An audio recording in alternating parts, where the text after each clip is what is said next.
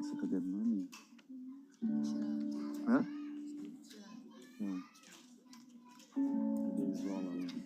Eu tenho certeza absoluta que vocês não sabem o que está acontecendo, vão saber mais adiante.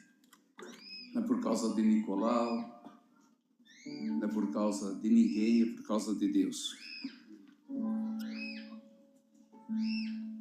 Estou aqui com a minha esposa, pastora Márcia.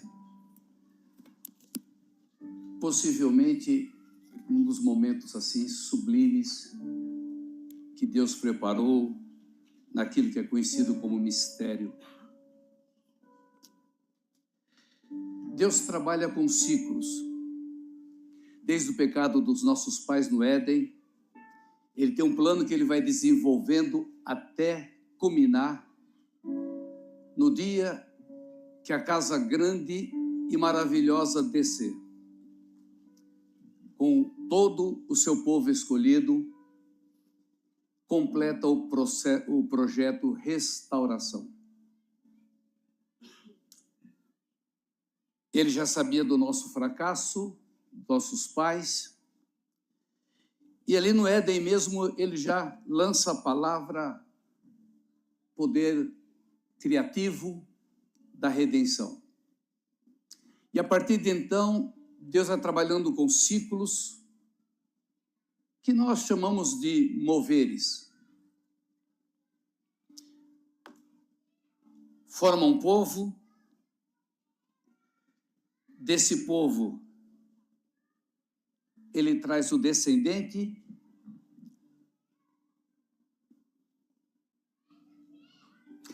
do pai Abraão, ele traz Israel, de Israel vem Yeshua, Jesus. Vem o que nós conhecemos como igreja, o Segunda Aliança. Ela nasce completamente judaica, 3.000 convertidos, 5.000 convertidos, em poucos anos 10.000, milhares de convertidos. Levanta um homem chamado Paulo, Saul Hashaliach, Saul o apóstolo, o enviado aos gentios para nos buscar. No ano 135, no ano 70 é derrubado o templo. Porque Deus não é de tabernáculo, não é do tabernáculo de Moisés, não é do tabernáculo de Davi, e também não é de templo. Mas tinha que levantar o templo, porque tudo no céu tem um desenho pronto. A obra já está concluída desde antes da fundação do mundo. Então Deus tem um arquétipo, e as pessoas vão percebendo, aqueles que são de Deus, começam a sentir o cheiro, começam a ter visões, e começam a verbalizar, porque é preciso verbalizar. Nada acontece no reino natural se não for visto no reino espiritual, gerado e trazido à existência. É o processo de gestação, de nascimento. E enquanto a morte não for vencida definitivamente, o último inimigo, o processo divino vai sendo vida, morte, restauração e subindo sempre o nível da revelação. No ano 135, o povo judeu é dispersado, Adriano liquida na cabeça dele com o povo escolhido. Jerusalém muda o nome, ele muda o nome de Jerusalém para a Elia Capitolina, o nome de um deus pagão, muda o nome da Judeia para a Síria Palestina, levanta no lugar do Santo dos Santos uma estátua de um demônio chamado Júpiter Capitolino, e ali o judeu é esparramado pelo mundo. Até o dia 14 de maio de 1948. Esse povo perdeu a pátria, perdeu o chão, perdeu a língua, perdeu tudo aquilo que nós aprendemos em história, antropologia, que quem ficar mais de 500 anos sem a terra, sem os símbolos, se mistura. Mas aquele povo, por causa da palavra Shema Israel Adonai Eloheinu Adonai Echad, ouça Israel, seu Deus é um, e ali ensina aos seus filhos, ao levantar, no almoço, andando pelo caminho, Porque Deus é geracional. As conquistas de Deus sempre compreenderam 3 gerações. Por isso que o Salmo 128 diz que o homem abençoado por Deus, ele veria os seus filhos e os seus netos. Ele teria uma mulher abençoada, ficaria à volta da mesa, seus filhos como videira, e ele prepararia 3 gerações. Quando o povo lá na antiguidade entrou na terra prometida, tinha 3 gerações.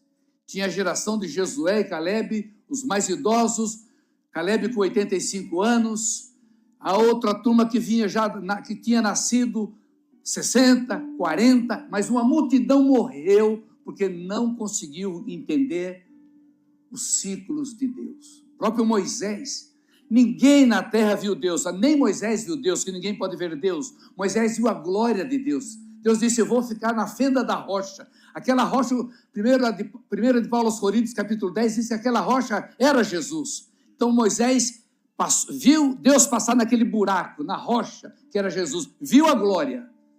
Mas ninguém viu Deus como Moisés. Com Deus falou pessoalmente.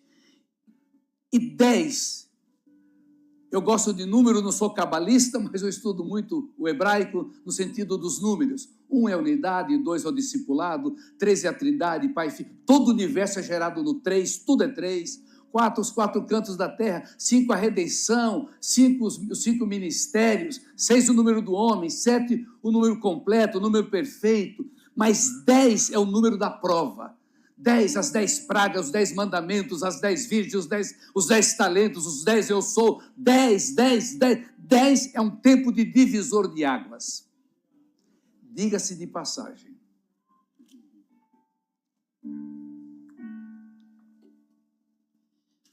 Quando Israel volta à terra,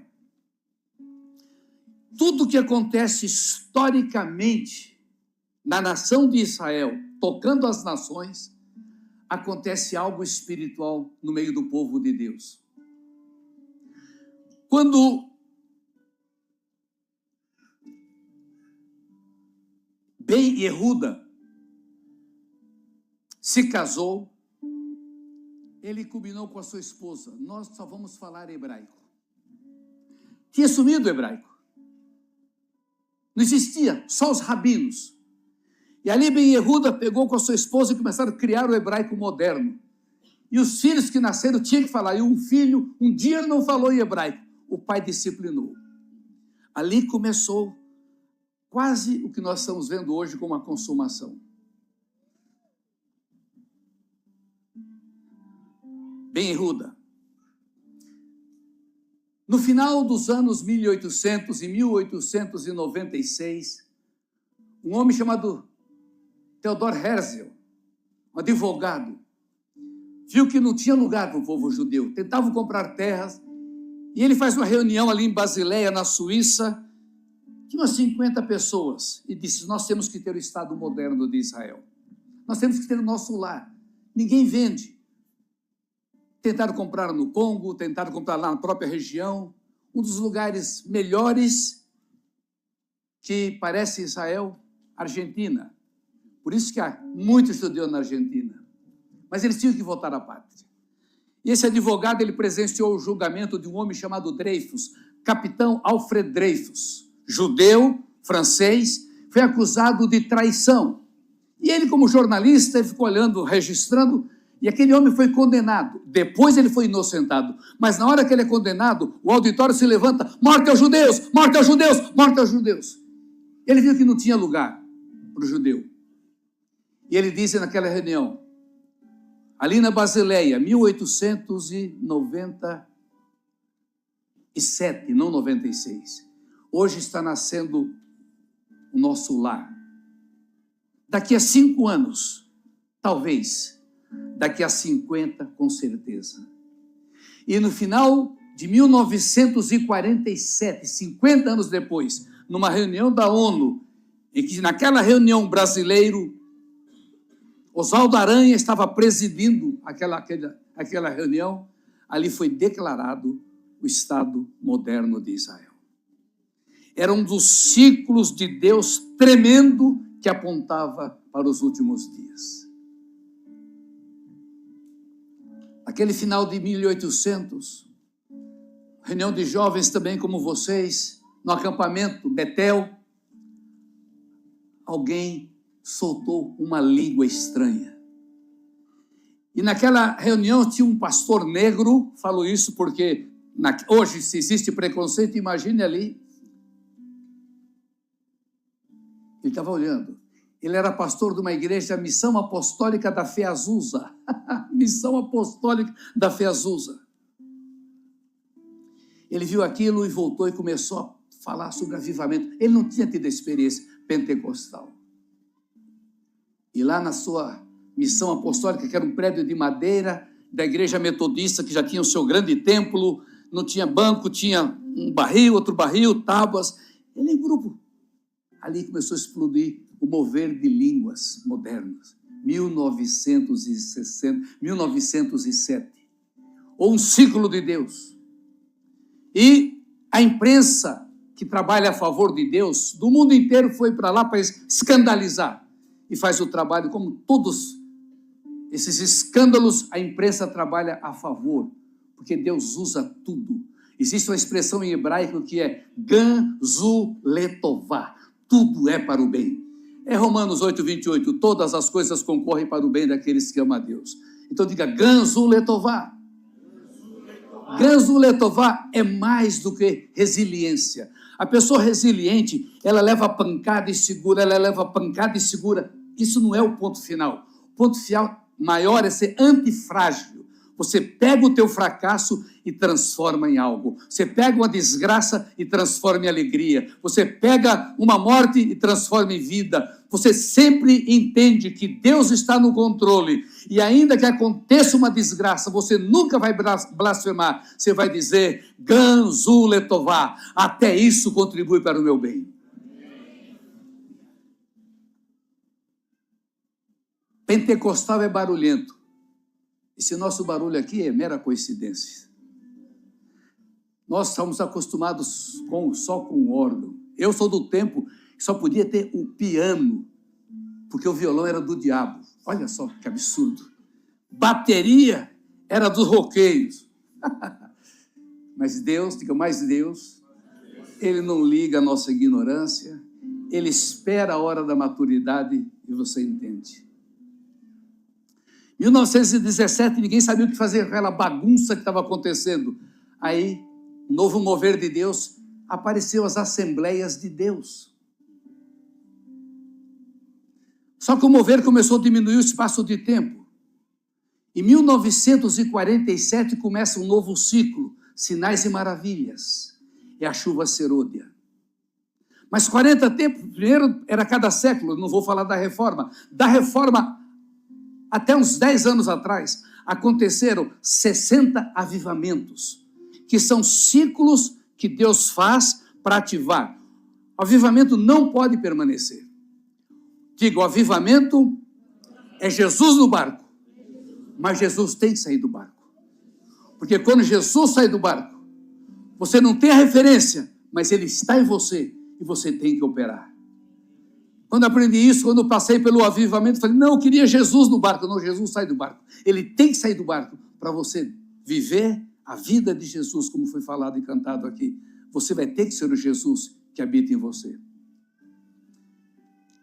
1967, Jerusalém pela primeira vez, depois de 2000 anos, naquela Guerra dos 6 Dias. Jerusalém é anexada de volta e precisava, porque um corpo sem coração não tem vida. E Jerusalém é o coração de Israel.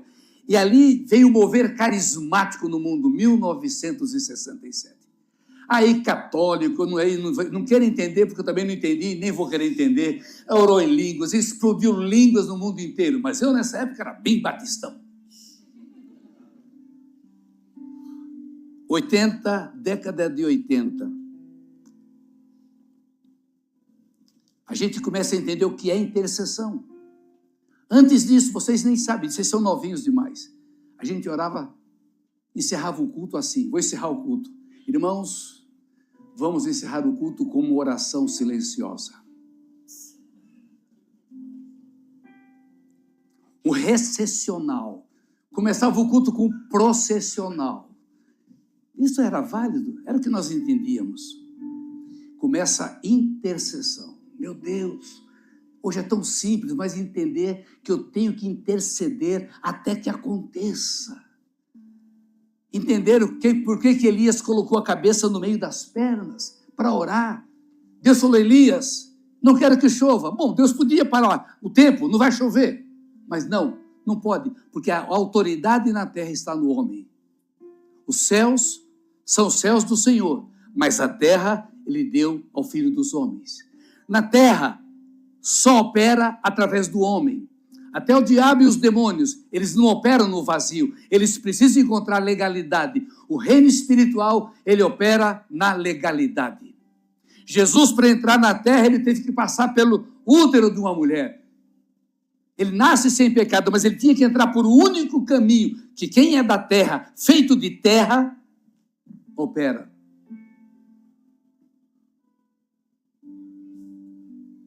E Deus foi trabalhando com ciclos e vai caminhando. Veio o profético.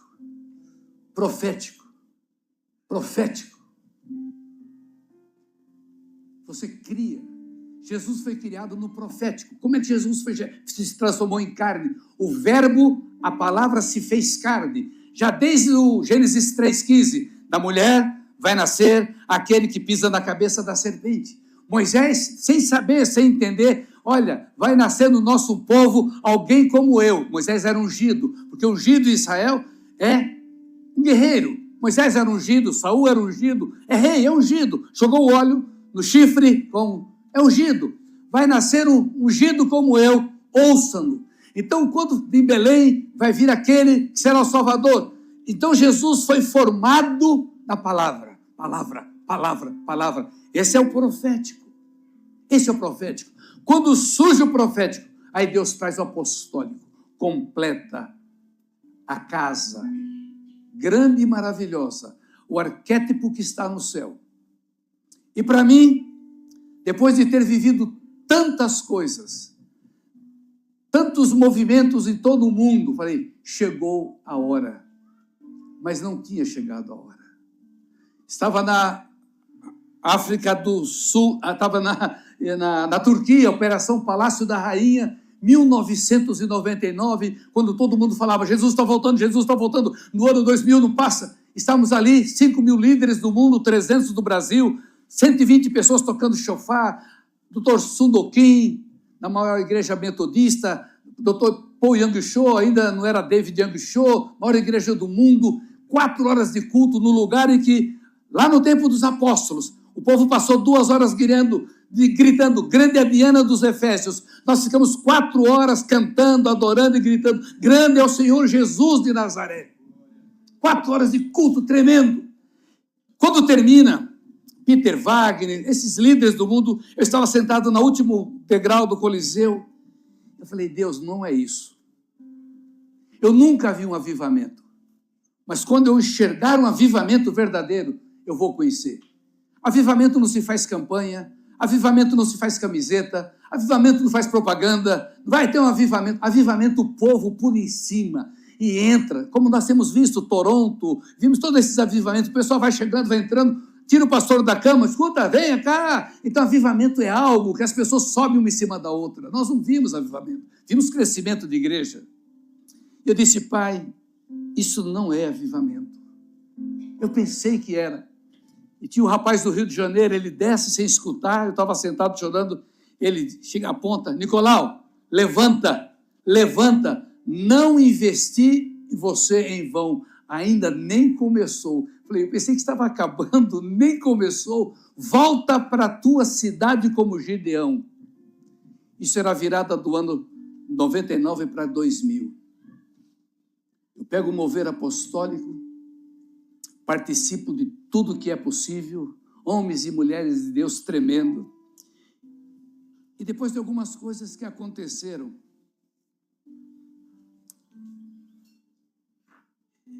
com outras palavras, eu comecei a cantar essa música. 5 filhos pequenos, larguei a empresa, auditor, financeiro, para dar tempo integral. Todo mundo reclamando da família, você é louco, você não tem juízo, você é desequilibrado. E eu fui.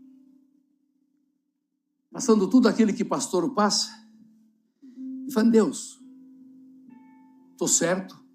De vez em quando alguém me oferecia empresa, oferecia sociedade. Como eu levo muitas caravanas para Israel, grupos para as nações, vou abrir uma agência, você não precisa só entrar com o teu nome e com a tua chamada. Nada. Ali no ministério, trabalhando. Deus, fico viúvo, depois de 47 anos de casados. Eu falei, como é que eu vou fazer agora? Bom, vou morrer. Mas eu não vi as promessas, tantas promessas. Aonde chegava a dizer que eu era Caleb. É o Caleb, bom, Caleb vai viver bastante. Lá na Coreia, eu dei risada quando o pastor estava pregando o Salmo 92. Na velhice ainda darão fruto. Eu falei, eu tenho 40 anos, você tem até velhice. Bom, eu tenho 75 hoje. Faço o mês que vem. Eu falei, Deus, e agora o que eu vou fazer? Antes de falecer,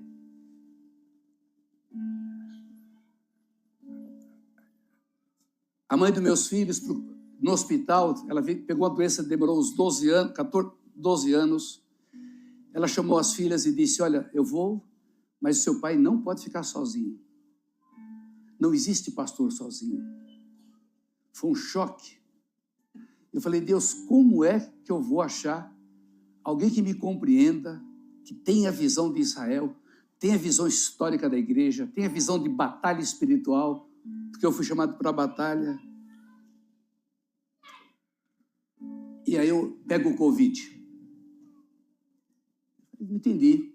Eu tinha aprendido que o homem de Deus é imortal até cumprir o chamado, eu não cumpri, mas comecei a orar, 50% dos pulmões, coisa que eu mais tinha pavor, porque eu tive problema assim, coisa de respiração, não me foge o nome agora. Eu falei, não, Deus, me leva antes, se tiver que eu não vou morrer, recitava, mas não deixa eu entrar em agonia. Algo que era previsto, não sei lá o que os médicos falavam. Terceiro dia, Deus me levantou e disse, eu gritei, orava, mas um dia toco o telefone, estava já com máscara, já não era mais catéter, estava com a máscara, tirava e comia, botava. Toco o telefone, faz aquele barulho, eu vejo meu filho, pastor Samuel, chamando a igreja para uma vigília, por causa do apóstolo que estava internado e as outras pessoas. Eu liguei na hora, filho, quem é que está mais? Ele falou, eu, a tua nora, os netos e um monte de gente. Eu arranquei aquilo, eu falei, Deus, não vou morrer não. Primeiro que eu não queria ser pastor de igreja. Meu negócio era pregar, eu queria ser membro de igreja, ninguém me aceitava. Aí lá na Coreia só falou, cadê a igreja? Não existe ministério sem igreja. Então fundei a igreja, eu não queria.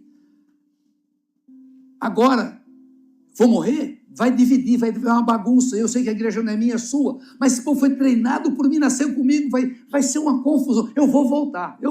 Já confessei todos os pecados. Quando você pega uma doença mortal, você confessa os pecados que você cometeu no útero da tua mãe, você confessa os pecados que você achava que ia cometer, você confessa pecado que você, lá no futuro, mas você confessa tudo. Você fica zeradinho. Apresentei tudo. Tem um versículo em Isaías que diz, entra na minha presença e apresenta as tuas razões para que eu possa te justificar. Já não tem, eu estou, por quê? Aí Deus, senti uma paz, negócio gostoso, diferente, e ali ele falou, para com essa história que você é uma carreta sem freios, é uma cegonha que chama. Analisa as suas alianças, corta as alianças, cancela todos os congressos. Tinha uma caravana que era a 7ª da doutora Neuza, ela ia fazer a remissão, a 7ª, e ela já doente. Foi o Nicolau que fez para mim, eu falei, uma honra. Subi a Israel 30 vezes, eu fui o primeiro diretor da Embaixada Cristã em Jerusalém, levo grupos e trabalho, sou professor de História de Israel, cancela tudo, um ano sabático. E desse ano foi o tempo que ele preparou essa mulher, uma médica, 36 anos, viúva, com tudo aquilo que eu tinha. Deus a preparou sem ela saber. Libertação, cura, visão de Israel. E ali eu vi que Deus estava me dando um gás novo ali. Agora ficou fácil. Diz os filhos da igreja que eu rejuvenesci 10 anos. É um pouco de lenda. É porque eu estava numa caixinha. E hoje ela tira gozação. Você ficava fazendo a tua live, aquele lencinho assim. Que coisa! Como esquisito. Dá licença que eu vou tomar água. Eu falei, não, eu não fazia isso. E ela me botou na linha. Uma lady cheia de Deus. E ali eu tive que aprender. Eu achava que sabia de tudo. De tanto estudar, de tanto ler. Ela lia igual. Mas as lutas que ela passou, a história dela foi reivindicada por Satanás. E ele pessoalmente se apresentou a ela. Era você que eu queria. Porque o reino do Espírito é aberto. E Deus preparou. Muito bem? Agora está fácil. Não, não está fácil. Agora que começou a luta. São ciclos de Deus. Começamos a passar um tempo, a igreja que nasceu nas nossas entranhas, vem pós-Covid, aquele povo maravilhoso que fazia, acontecia, que era presente, que contribuía, carro, aparecia chaves, carro, não parei de ungir carro, prédio, mas o povo ficou apático. Falei, Deus, não vou querer entrar nos erros teológicos que participamos, que é o corpo é todo mundo. E ali eu comecei a viver algo que eu aprendi na Bíblia, que eu não queria ter essa experiência. Icabode, foi-se a glória. Mas e as suas promessas? Eu sei, eu dou estudo dos ciclos de Deus.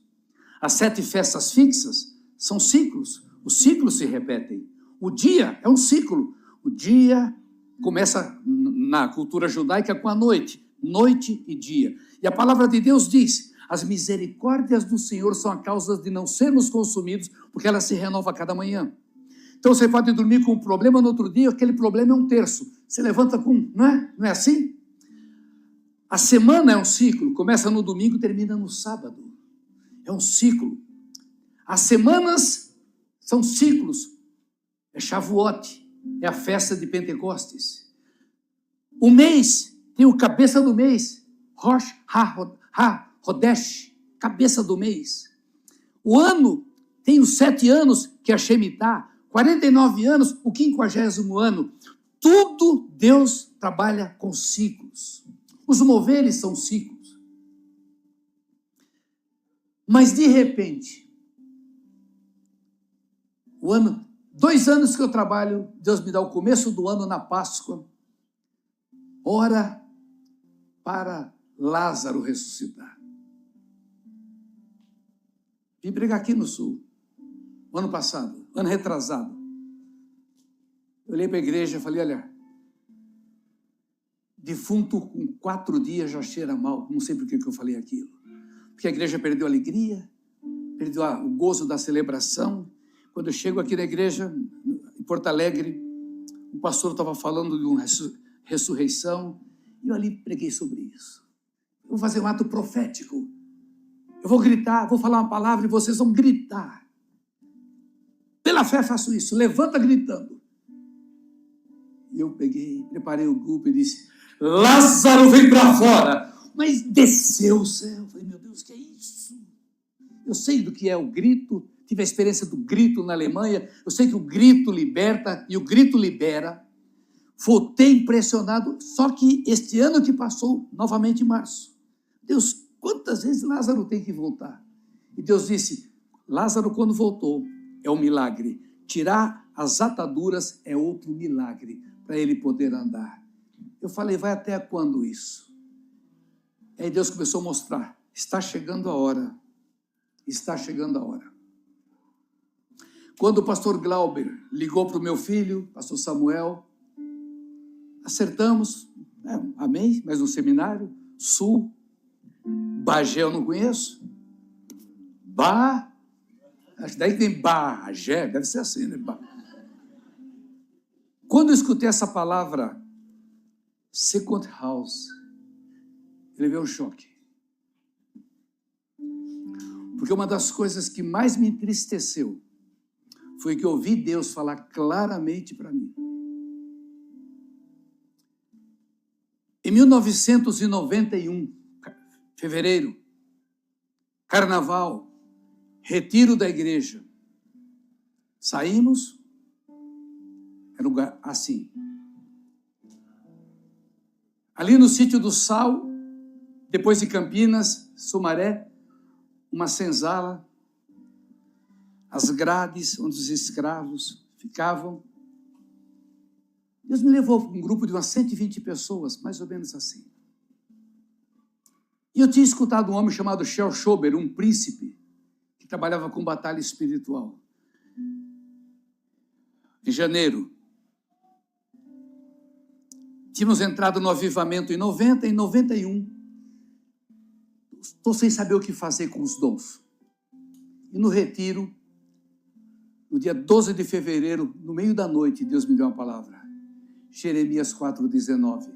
Há entranhas minhas, paredes do meu coração, eu não posso me calar, porque tu, minha alma, ouviste o sonido da trombeta e o alarido de guerra.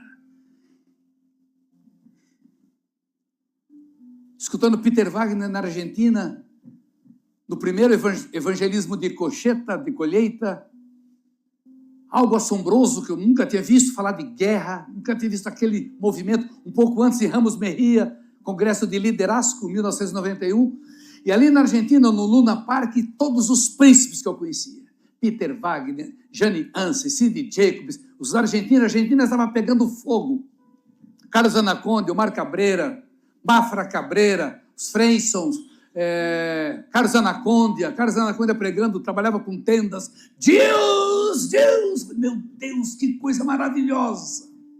Eu estava embriagado com aquele novo de Deus. E ali eu falei, Deus, isso é avivamento, ou é um movimento, mas isso ainda não é o completo. Naquela época, o time dos Estados Unidos de basquetebol tinha o Dream Team. Os caras faziam. Eu falei, Deus, existe o time dos sonhos. Qual é a tua igreja dos teus sonhos? E eu orava.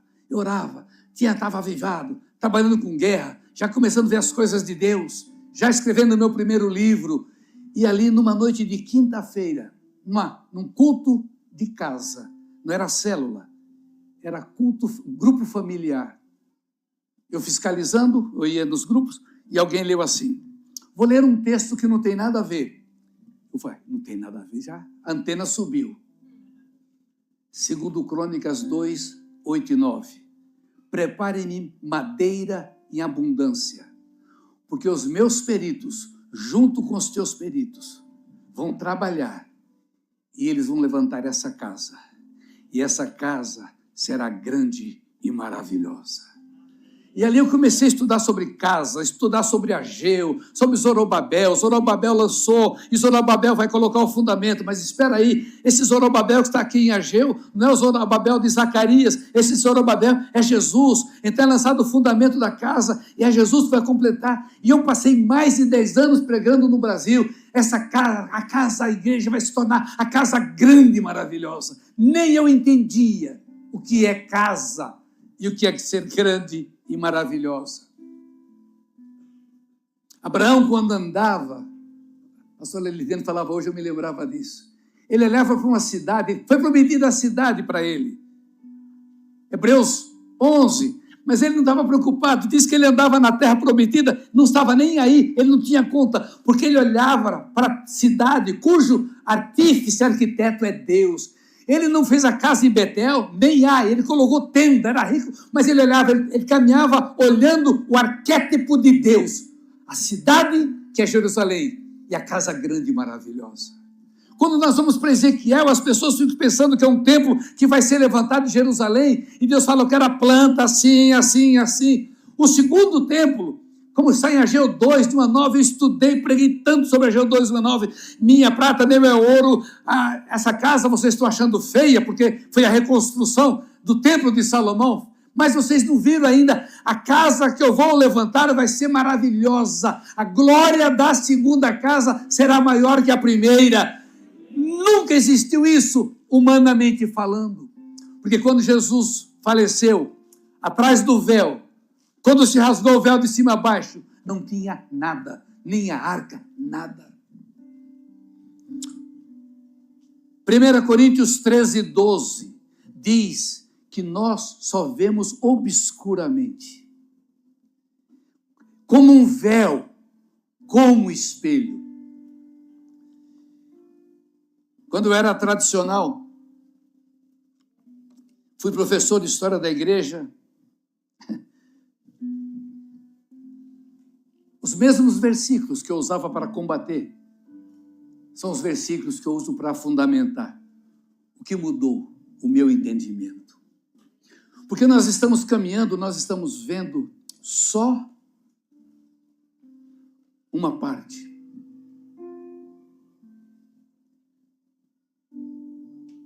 E eu disse, meu filho, repetindo os irmãos assembleianos, tem mistério lá em Bagé. Pode subir alguma coisa boa de Bagé? Ou de Valinhos? E fiquei na expectativa, mas parecia que era segredo. O pastor Glauber ligava, não sei o quê. Olha, teu pai vem mesmo?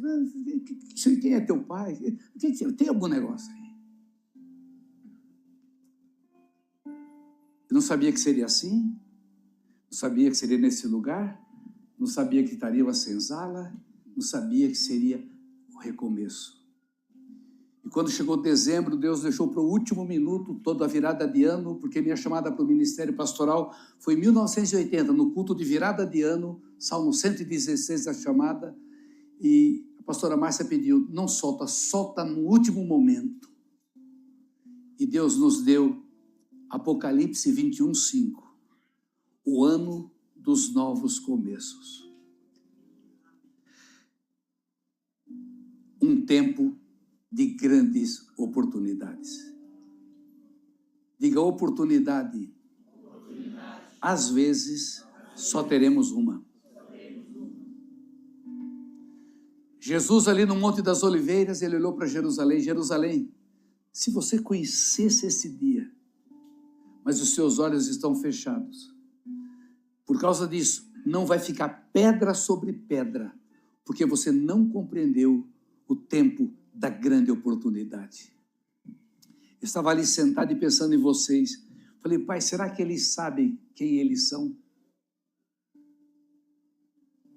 Vendo esse monte de jovens, todos os avivamentos começaram com jovens.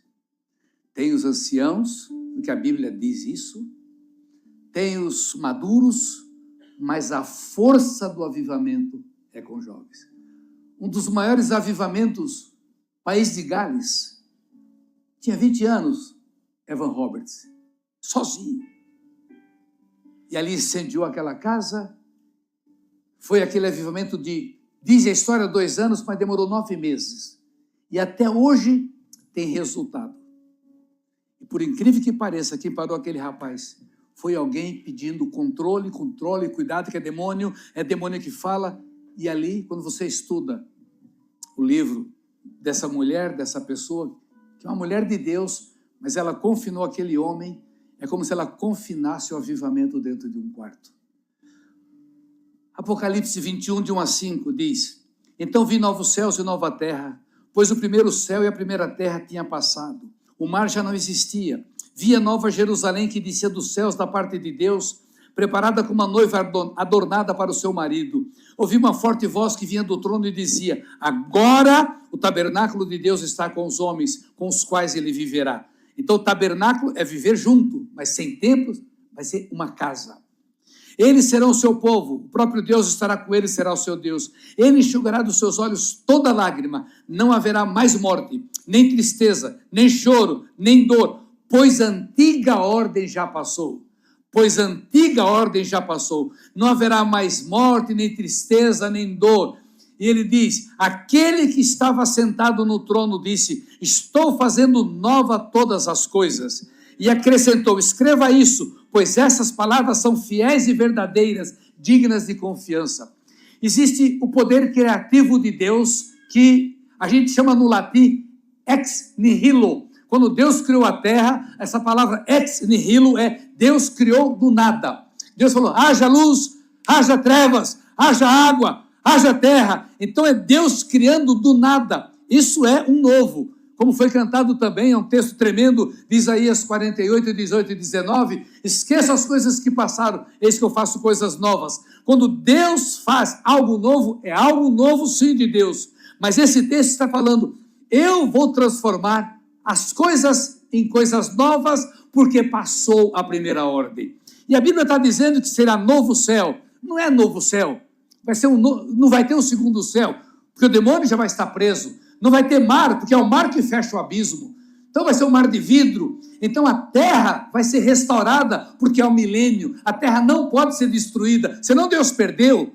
Vai queimar tudo, vai destruir tudo. Não, é o tempo em que vai se cumprir o jardim de Deus, que a criança vai enfiar a mão no buraco, não vai ser picado pela serpente, os animais não serão, vai mudar a arcada dentária dos animais, não vai ter predador, vai ser o Shalom. O milênio é o reino de paz. O milênio é aquilo que Deus planejou para nós, uma eternidade de gozo, de alegria, de paz. Este é o projeto, esse foi o projeto do Éden. O milênio é o Éden restaurado, é o jardim de Deus, é Deus conosco, aquilo que ele vivia com Adão e Eva. Não tem reino espiritual e reino natural. Vocês são reis e sacerdotes e governarão para sempre. Novos céus e nova terra, um novo homem.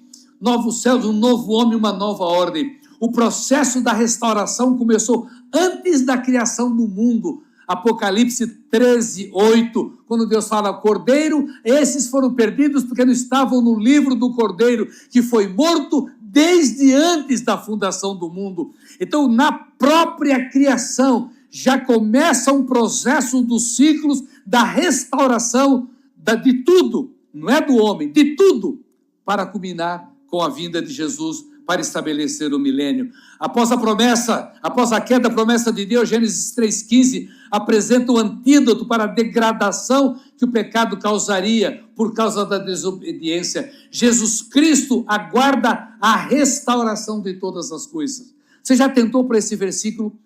Atos 3, de 19 a 21? Arrependam-se, pois, e voltem-se para Deus, para que seus pecados sejam cancelados, para que venham tempos de refrigério, tempos de descanso da parte do Senhor, e Ele envie o Cristo, Jesus, que foi designado. É necessário que Ele permaneça no céu. Em outras versões, o céu segura Jesus, o céu retém Jesus, até que chegue o tempo da restauração de todas as coisas, como Deus falou pelos seus santos profetas. Então, os céus aguardam a restauração de todas as coisas. Jesus não voltará no caos. Jesus não voltará nessa bagunça. Um povo vai ser preparado. É um tempo de restauração. Quando ele virá, completará a obra e estabelecerá o milênio. O grande trabalho de Jesus hoje é restauração. Quando Jesus volta, vence a morte, e ele tinha que fazer isso, ele nos comissiona. Esse comissionamento de Jesus, eu vos envio, eu tenho autoridade, toda autoridade eu recebi, eu dou para vocês agora. Na versão inglesa amplificada diz, da mesma maneira que o Pai me enviou, em missão permanente, eu vos envio. Nós somos enviados como Jesus. Isso é a repetição do mandato cultural de Gênesis 1, 26. Vocês agora vão governar, vocês serão governadores, você vai dominar. Adão não ia morrer, Eva não morreria, ele não tinha limite, eles governavam sobre os animais, sobre os pássaros, os animais marinhos, tudo. Eles não tinham limite no corpo, eram ilimitados. Eles passaram a ser limitados a partir do pecado, viviam quase 1000 anos, 800, até que chegou o padrão dos 120, e no tempo de Moisés, 80. Todos os anjos, serafins e querubins foram criados perfeitos, mas só o homem foi criado à imagem e semelhança de Deus. Pode ser o pior pecador, largado na sarjeta, porque o diabo faz isso para humilhar Deus. Dentro do pior pecador, há imago Dei, a imagem de Deus. Esse é o ódio de Satanás, porque na hora que Deus dá ao homem, e na eternidade, quando isso é verbalizado, porque isso não tinha acontecido ainda, a rebelião luciférica. Em Jó, quando Deus está conversando com Jó, nós vemos Deus falar: onde você estava, Jó, quando eu lançava os fundamentos da terra e todos os anjos juntos se rejubilavam? Lúcifer, era Lúcifer, não era diabo. Diabo é adversário, Satanás é acusador. Não existia isso. Ele era o querubim, ele era o sinete da criação, ele guardava a santidade do Filho, era do louvor, os tamboris, luz. Lucifer tem a raiz de Hilel, de adorador. Ele era o máximo, até que um dia se achou iniquidade no seu coração, e no muito comércio, na posição de autoridade, ele seduziu 1/3 de anjos, e arrastou com a sua cauda. O dragão arrasta 1/3 das estrelas com a sua cauda e é lançado. Alguns creem que a igreja vai substituir esse vácuo que ficou para ser um povo de adoração, continuar o que Deus sempre recebeu. Você poderia aplaudir o Senhor por isso? Uma das maneiras de Deus esbofetear Satanás é porque Satanás não existia, Lúcifer, não existia pecado no céu, não existia dor, não existia problema. Mesmo assim, se achou iniquidade no seu coração. E hoje, nós todos enfrentamos lutas, povo de Deus, enfrentamos crises, morte, doenças, perseguições, como foi cantado, e ainda assim nós adoramos Deus. Eu creio que isso, quando a igreja adora, aplaude Deus em toda e qualquer situação, está esbofeteando Satanás. Esse povo que você jogou contra mim, como foi o caso de Jó, jogou contra mim, esse povo, a despeito de tudo, pela fé, por me conhecer, me adora e me celebra com muita alegria. Isaías 61, de 1 a 4, Isaías 730 anos antes de Cristo, ele escreve lá o que nós conhecemos como o Salmo 61. O Espírito de Yahvé está sobre mim, ele me ungiu para pregar boas novas aos pobres, para libertar os presos e os cativos, soltar os algemados, soltar das prisões e anunciar o ano aceitável de Yahvé. 730 anos depois, Jesus já com 30 anos, ele entra na sinagoga, Lucas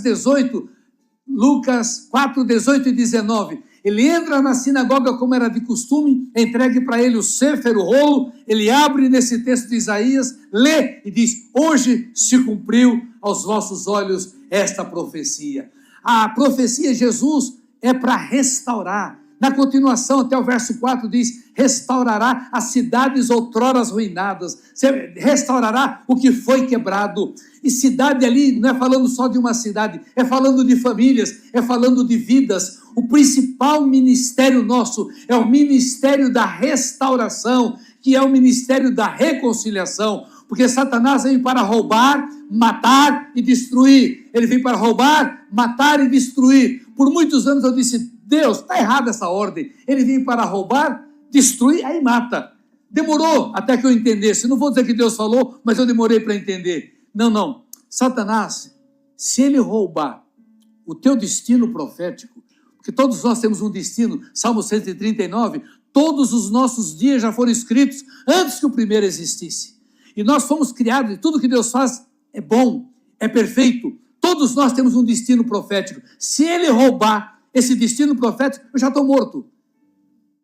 Destruído é porque eu vou viver igual um zumbi. Vou trabalhar, vou comer, mas fora do propósito de Deus. Nós não estamos soltos, nós estamos ligados, como foi falado, com uma família. O que eu mexo toca a eternidade, toca para o bem ou para o mal. Se a minha omissão toca a eternidade para o mal, eu vou derrubar gente, eu vou prejudicar a geração. Deus é geracional, mas se eu estou no centro da vontade de Deus, eu estou operando, eu estou trabalhando para um neto que ainda nem nasceu. Eu olho para os meus netos, hoje fico olhando e tenho agora 9 netos. E o último é o Levi.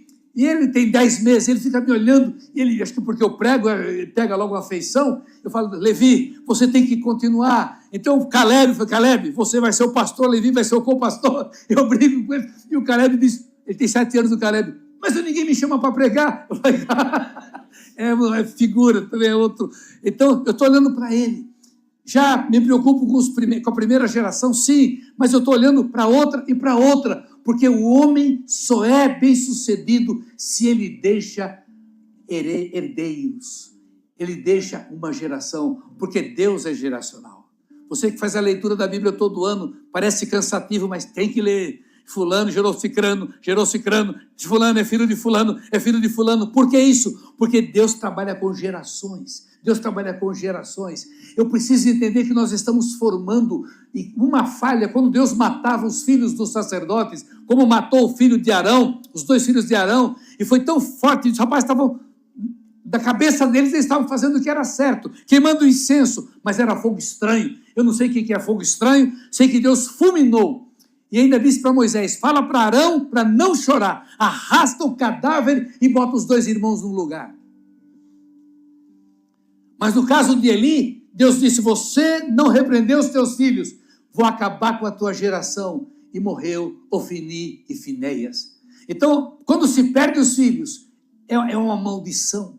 O povo judeu tem uma linguagem, não estou falando que o povo judeu é melhor, só estou dando uma referência, mas eles falam assim, eles costumam dizer que os meus filhos me enterrem, porque eles entendem que nós temos que cumprir e lançar os filhos. Por isso que o apostólico é a coisa mais linda quando entendida. O apostólico não é cabeça de uma pirâmide. Apóstolo é pai, que prepara a flecha e joga longe. Os filhos são flechas, a palavra diz. Salmo 127. Quanto mais longe você for, mais longe você vai jogar a flecha. Então eu digo, quero viver mesmo com o som de Caleb, quero viver muito, porque eu quero lançar, não chegar, porque quanto mais longe eu for, mais longe eu vou lançar os filhos ministeriais e os filhos biológicos. Processo de Deus é uma novidade de vida e avançando na restauração. Romanos 6,4, vivamos novidade de vida. Vou parar aqui um pouquinho, só para dar e você vai entender o que eu quero falar. Muito obrigado, muito obrigado. Nós nos habituamos com a igreja. Quando eu disse que a pastora veio para me tirar da caixinha, parece brincadeira, mas nós temos facilidade em dogmatizar hábitos. Apesar de eu trabalhar com culturas, tenho formação de antropologia, missões urbanas, mas eu nunca pensei que eu pudesse ser prisioneiro de sistemas. Então, nós temos uma tendência de sistematizar e organizar, e é bom ser organizado, mas às vezes nós prendemos o Espírito Santo. E se Deus trabalha com legalidade, obrigado, se Deus trabalha com legalidade, Deus nunca vai violentar a minha vontade. Eu vou até onde o Espírito permitir. Onde eu permitir, melhor, o Espírito Santo vai até onde permitir. Muitas vezes eu orei, Deus, me puxa, igual puxando um burro, puxa pelo queixo, me leva na marra. Deus não leva na marra. É uma oração que você faz só para livre de consciência. Você tem que entender, tomar a decisão e ir, porque é pela fé que a gente se move, pela fé que nós vamos caminhando. E fé não é como um monte de gente torcendo. Não, pelo contrário, caminhar na fé é nadar contra a maré. Normalmente, quando você tem um chamado, você é louco, desequilibrado. Foi o que eu vi dos pais, não querendo o meu bem, teus filhos, sai da sua empresa que tem toda essa garantia, você vai agora em outra igreja. Ele era tão querido na empresa que um diretor da empresa falou, olha, Francisco, que história é essa de dar tempo integral? Eu quero ver o que você está fazendo. Ele não entendeu e eu estou aqui. Semana dia 19, fiz 42 anos de ministério pastoral e 24 anos de reconhecimento apostólico. Então você recebe, não é quem vai te compreender, é a tua mulher. É a tua mulher. Os filhos, eles nem sempre compreendem. porque eles estão no ambiente, os coleguinhas, aquela mocidade. Pai, é uma carga muito grande. E às vezes a gente coloca. Um dos pecados que nós pastores colocamos, que eu cometi muito, é viver só igreja, viver igreja, viver igreja.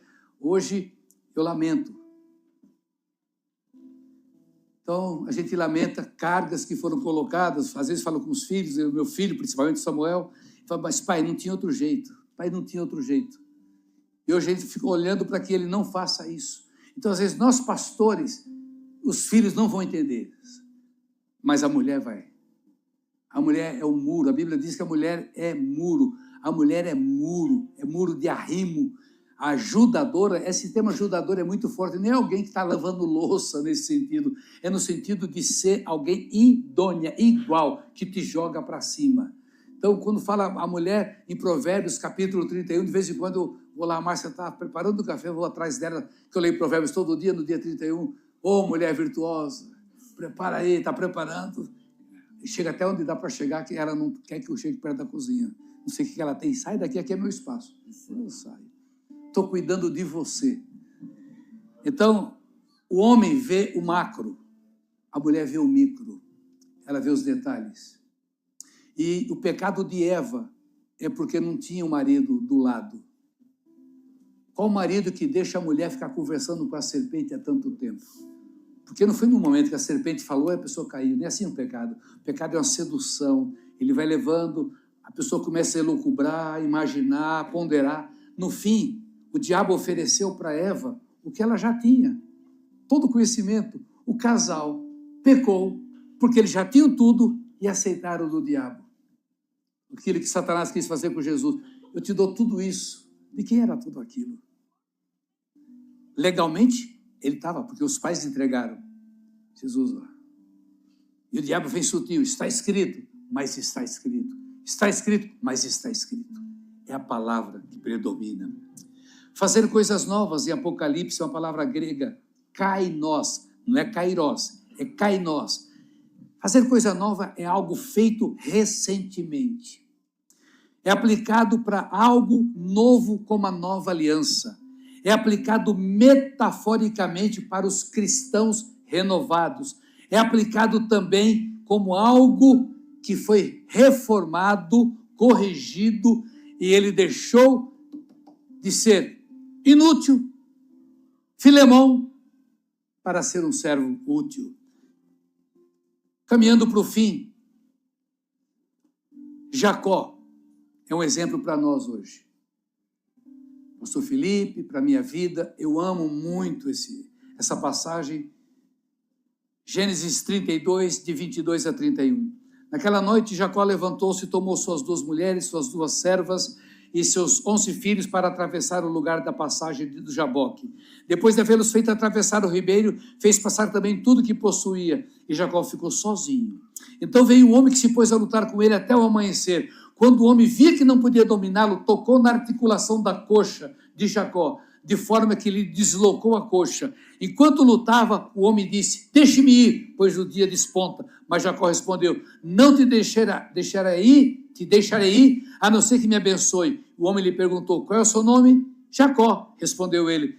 Então disse o homem, seu nome não será mais Jacó, mas sim Israel, porque você lutou com Deus e com homens e venceu. Prosseguiu Jacó, peço, diga-me o teu nome. Mas ele respondeu, por que pergunta o meu nome? E o abençoou ali. E chamou Jacó aquele lugar Peniel, pois disse, vi Deus face a face e a minha vida foi poupada. Ao nascer do sol, atravessou Peniel, mancando por causa da coxa. Eu estava ouvindo um cientista cristão explicando sobre o milênio, e ele falou sobre a dobra do tempo. Na hora que aquele rapaz falou sobre a dobra do tempo, citando Albert Einstein, a teoria da relatividade, e ele aplica isso para o milênio, porque nós vamos alcançar coisas, porque o tempo vai ser reduzido. Mas na hora que ele falou, veio algo no meu coração, que é o que eu quero dizer essa noite, caminhando para o encerramento. O que é o buraco da minhoca? Então Einstein não, outro homem que me foge o nome agora, pegou uma maçã, que é o buraco do verme, não é minhoca, do verme. worm, e disse: se o verme comer a maçã pelo caule, ele vai chegar aqui embaixo e vai gastar a metade do tempo se ele der a volta em toda a maçã. Entenda, se o verme correr por volta da maçã, ele leva um tempo, mas se ele passar no meio, e ali Deus me disse sobre a dobra do tempo. Cada 10 anos é um tempo de uma oportunidade. Número 10, não é tempo para isso aqui, porque é uma mensagem, não é estudo. 10 é a soma do 7 com 3, da perfeição com a criação de Deus. Então, Israel, quando saiu do Egito, pecou, reclamou. A Bíblia diz, na 10ª vez, até Moisés perdeu a visitação. Moisés não entrou na terra prometida, não é por causa da idade. A Bíblia diz em Deuteronômio, quando Moisés fala, eu estava no meu pleno vigor. E o outro autor diz, Moisés estava lúcido, enxergando, tinha 120 anos, era muito normal. Moisés não conseguiu entender a dimensão do novo nível. Isso eu quero que vocês entendam, por favor. No nível que vocês estiverem, mas quero que vocês entendam. Quando o povo reclamou pela 10ª vez, Moisés que viu, Moisés passou 40 anos sendo treinado no Egito, príncipe, viu Deus na sarça, recebeu o comando de Deus, Deus mandou 10 pragas no Egito. As 10 pragas eram referentes a Deus dos egípcios, Deus mostrando, eu sou poderoso. Gente, isso é perigoso que isso acontece conosco. Eu tive uma experiência com Deus que eu gelei, porque eu fui pregar sobre isso, e Deus falou, cuidado para você não cometer isso. Porque a luta era tão grande, que eu falei, Deus, cuidado para você não cometer o que Moisés cometeu. Então o povo tirou a gente do Egito para matar de sede aqui. Moisés tinha visto o mar abrir, Moisés tinha visto as codornizes descer do céu, Moisés viu o maná descer do céu, viu todos os milagres, o povo e Moisés. Mas agora a coisa é Moisés, que vai diante de Deus. E Deus fala a rocha. E naquele momento o homem mais manso se irou e ele bateu na rocha. E a Bíblia diz em 1 Coríntios 10, aquela rocha que acompanhava era Jesus. E os Salmos, não me lembro agora a referência, diz assim, Moisés falou irrefletidamente. Ou seja, há um tempo que Deus, somos filhos, somos, mas Deus não muda. Deus, nesse ponto, é implacável. Moisés não conseguiu alcançar o outro nível. Ele teria que dizer, vou suprir águas. Rocha, brota. Não era assim? Terra, brota. E colocava o bastão, né? Dos príncipes. Bastão que os príncipes estão tocando na terra. Brota, poço, brota. E Moisés ficou com muita raiva. Vocês querem água? Toma água. E por causa daquela atitude, Moisés não entrou na terra da promessa. 10 anos vocês têm. E quando nós mudamos, uma unção nova vem sobre nós. Mas ela não cai como uma chuva. Nada vem do céu sem ser buscado. Todas as promessas de Deus, elas têm que ser buscadas. Você tem que crer que elas existam e você tem que buscar. Um dos erros que nós cometemos nesses anos é esperar que a promessa se cumpra e ficar de braço cruzado. Você tem que pisar na água.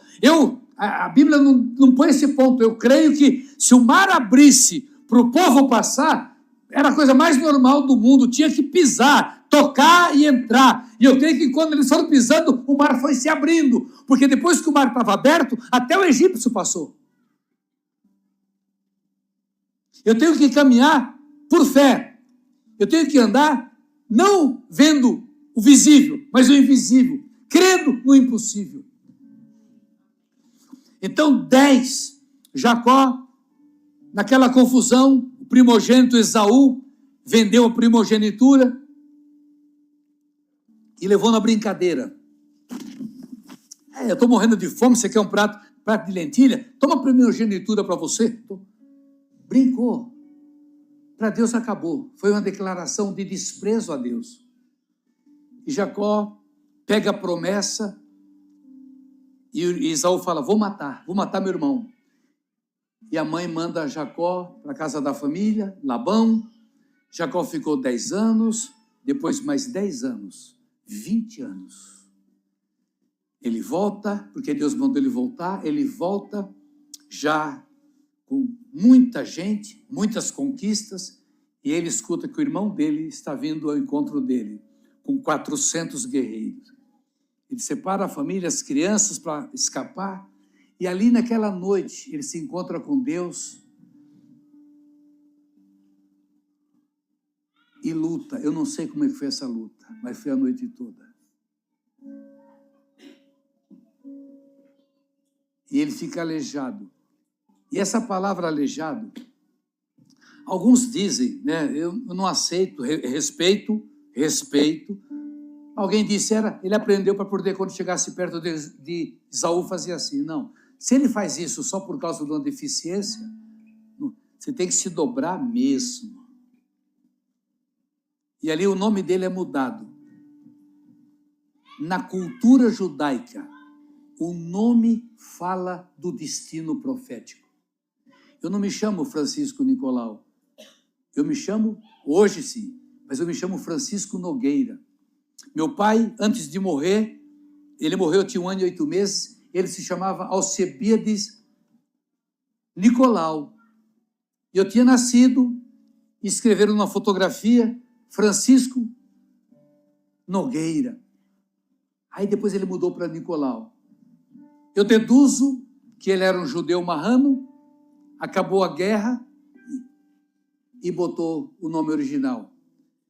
Na Argentina, em 1991, Peter Wagner pregando, ele disse, o nome fala do destino profético. Eu fui procurar o que era Nicolau, é Nical, de conquista, de vencer, a palavra de João 16:33, aquele que vencer, Nical, o 7 vencer de Apocalipse, Nical. Eu falei, Deus, eu nem te conhecia, o Senhor muda meu nome. Então Deus muda o nome de Jacó, de suplantador, de malandro, e da príncipe de Deus. Josué, o nome de Josué não era Josué, era Oxéia, salvação. Mas agora Josué é Yehoshua, um dos nomes de Jesus, salvação de Yahvé. Então Deus muda o nome para que você possa cumprir o seu destino. Então Jacó, naquela luta, a experiência com Deus fala de quebrantamento, de humilhação, depender. A hora que você perde a força na perna, você vai poder ter que depender totalmente de Deus. Só quem já... Nem pensei nisso. Só quem já passou por isso sabe o que é, como se precisa de uma perna. E aí vem o irmão, e ele começa a mandar presente. Mandar presente. A Bíblia diz que você aplaca a ira do inimigo com presente. E vinha Esaú, que tinha prometido matar o irmão, com 400. Aí chega o pessoal com presente. O que é isso? Seu irmão mandou. Ok. Aí chega outro grupo. O que é isso? Seu irmão mandou. E quando chega Jacó, ele fala, que é isso, meu irmão? Para que tudo isso? É porque eu estou vendo o teu rosto como o de Deus. Eu não preciso, fica para... Não, aceita. E ali ele se reconcilia, que é o nosso ministério, o ministério da reconciliação. Então eu vou ficar junto com você? Não, deixa eu ficar com o rebanho. Eu vou no pasto do rebanho devagarzinho. Quer que eu deixe soldado? Não precisa. Cada um foi para o seu lugar. Quando nós temos que nos reconciliar com pessoas, algumas pessoas nós não vamos andar juntos. É muito diferente. É ideia diferente, é visão diferente, mas nós não podemos ser inimigos. Respeitar, reconciliar e caminhar. Então, nesse novo de Deus, nesses 10 anos, nós temos que entender algumas coisas. Nós não podemos ter prisões com o passado. Nós passamos meses orando a Deus para que Ele revelasse toda noite para nós o que nós tínhamos que lembrar. Foi um projeto que a pastora Márcia aplicou lá para a gente. Toda noite a gente ia dormir, lia o texto, Salmo 139, sonda-me, Senhor, do meu coração, fala comigo. E apesar da gente ter checado tudo, meu Deus do céu, tem que ir de novo? Tem. Você estava perdoando da boca para fora, vai lá olhar no rosto, vai atrás. Não, primeiro você fala assim, se vira a mim. Não, você vai atrás. Deus. Aí cada dia um sonho. 21 dias um tempo, depois mais 21 dias, depois mais 21 dias. Deus estava nos preparando para esse momento. Senão eu perderia isso. Senão eu perderia esse novo. Eu perderia esse tempo. O tempo das grandes oportunidades. E Deus, para completar na minha vida, falo sem demagogia. Sem demagogia. Como eu trabalho muito com sinais, casei com uma mulher também que passa um passarinho, olha lá. A gente acorda, tem 2 passarinhos lá, tem 2 casais ali de anjo. Passa um avião, olha, então é alguém como eu, assim. Sinais. Aqui para mim é um sinal. Esse tempo aqui, segunda casa, a segunda casa, nenhum de nós vai conseguir fazer a casa grande e maravilhosa. Demorou para eu entender. Quando Deus respondeu para mim, Ele falou como Ele fala. Eu vim entender muito tempo depois. Nós temos uma planta, o arquétipo do céu. Eu perguntei para Deus, qual é o teu sonho? Uma casa grande e maravilhosa, cheia de peritos. Eu preguei sobre peritos. Pelo menos isso foi bom, porque hoje eu entendo, talvez eu acho que eu vou falar isso amanhã. Nós não podemos ficar enclausurados dentro de uma igreja. Nós somos peritos. Nós temos que ter influência lá fora. E as coisas estão muito rápidas. A inteligência artificial, chat GPT-4, é uma loucura. Se nós ficarmos dentro da igreja, vamos ser um monte de santinhos, assim, bem fariseus, fechadinho ali, para nós mesmos, e perder toda essa geração, se não perdermos filhos e netos. Então nós somos peritos. E não é porque nós somos bons, é porque Deus dá unção. Bezalel, Aholiabe. Ele vai fazer minha casa, eu vai receber uma unção. Então a gente pensa que a unção é só para o templo. Não. A unção para ser advogado, para ser um cientista, para ser um engenheiro, para ser um filósofo, para ser um professor, para no meio da sociedade nós operarmos a contracultura do reino. Porque nós vamos para o reino, para o céu. Isso é outra história. Acho que o céu, a gente passa por lá para o tribunal de Cristo. Não sei, eu passei a vida inteira pensando no céu. Hoje eu não penso, tá tudo bem, meu foco é o reino.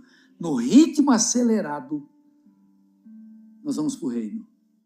E eu posso passar batido, influenciar crentes, uma beleza, grandes congressos. Mas eu chego no trabalho, vou falar com um cientista, eu falo, Deus, isso é a evolução das espécies de Darwin.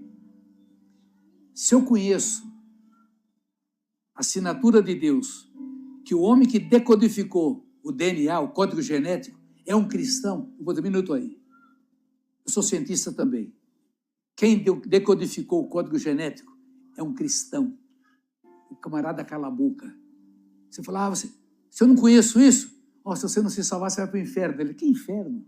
Nós estamos vivendo na cosmovisão da pós-modernidade, num tempo que ninguém mais tem verdade. Até pouco tempo atrás, 10, 20 anos atrás, ninguém tinha verdade. A verdade é relativa. Hoje é a pós-verdade. Ninguém tem verdade.